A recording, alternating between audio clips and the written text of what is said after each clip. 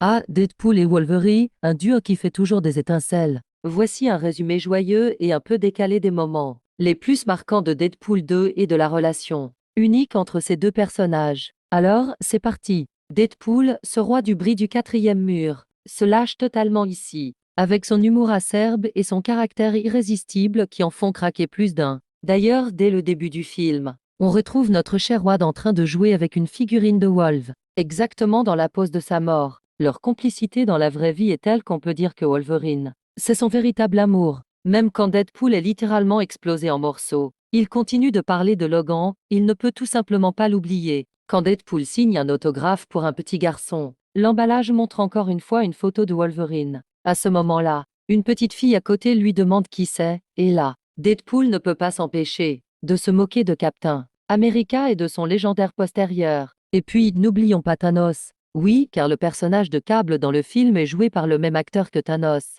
Alors évidemment, Deadpool se permet de l'appeler directement Thanos à plusieurs reprises. Un clin d'œil hilarant aux fans de l'univers Marvel. Quand Deadpool et le Colosse combattent, il tente de le calmer en reprenant la fameuse technique de la berceuse. D'Avenger avec Hulk, évidemment, ça ne marche pas du tout. Et il se retrouve même empalé sur des pointes métalliques, pour changer. Plus tard, alors que Cable sème la pagaille dans la prison, Wade, portant un collier anti-pouvoir qui réactive son cancer, se moque de lui-même en disant qu'il n'est plus qu'un petit nul sans super pouvoir, comme un certain Silvereye. À un moment donné, alors que Deadpool et Cable s'affrontent, Deadpool se moque encore, cette fois des univers DC, demandant si c'était vraiment une bonne idée d'amener le DC Univers ici. Et quand Deadpool recrute une équipe de super-héros pour sauver un jeune garçon, ce groupe improvisé ne tarde pas à se faire décimer. Même Domino, un membre de l'équipe, n'arrive pas à croire à quel point la situation est low cost par rapport aux vraies équipes de héros. Et bien sûr, Deadpool ne peut s'empêcher de se moquer de lui-même.